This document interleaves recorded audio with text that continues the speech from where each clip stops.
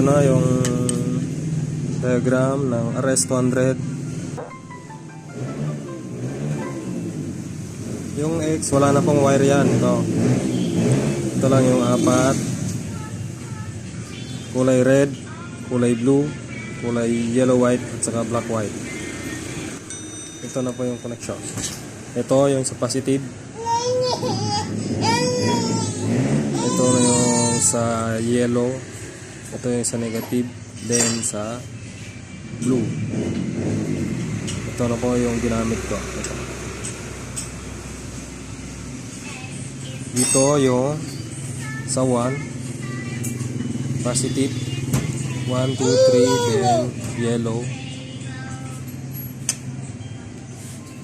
Yan boss, yan po yung diagram.